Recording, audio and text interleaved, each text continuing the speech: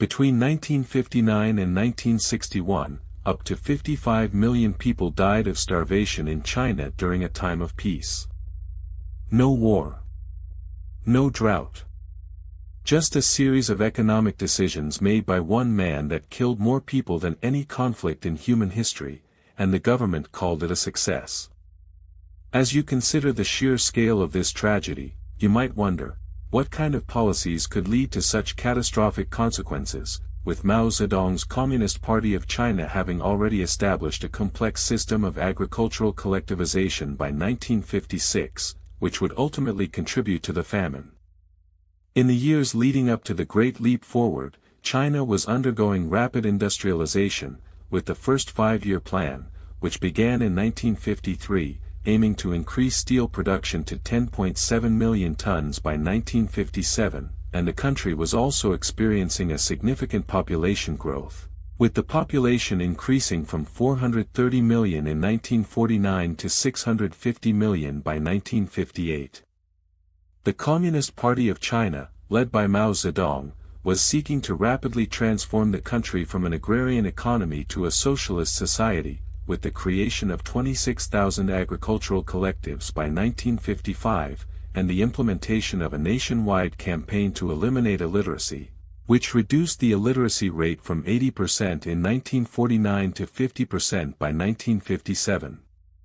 As you examine the economic and social landscape of China during this period, you might ask, how did the Communist Party's goals for rapid modernization and industrialization influence their decision-making, particularly given the significant economic growth achieved during the first five-year plan, with China's GDP increasing by 9% annually between 1953 and 1957.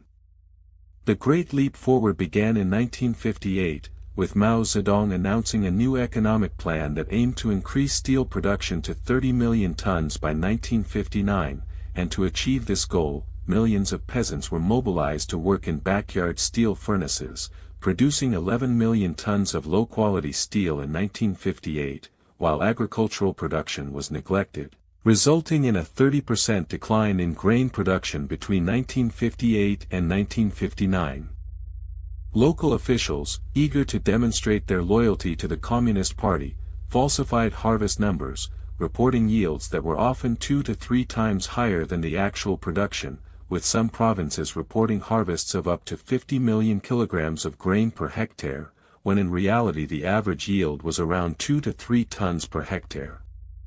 As the famine deepened, people began to starve, with reports of cannibalism and other desperate measures becoming increasingly common, and the government responded by suppressing any documentation of the famine, with the Chinese government banning the use of the term famine in official reports, and instead using euphemisms such as temporary difficulties or food shortages. You might wonder, how could local officials justify falsifying harvest numbers, knowing that it would lead to devastating consequences for their own communities, particularly given the fact that many of these officials were themselves peasants who had been promoted to leadership positions during the Communist Party's land reform campaigns.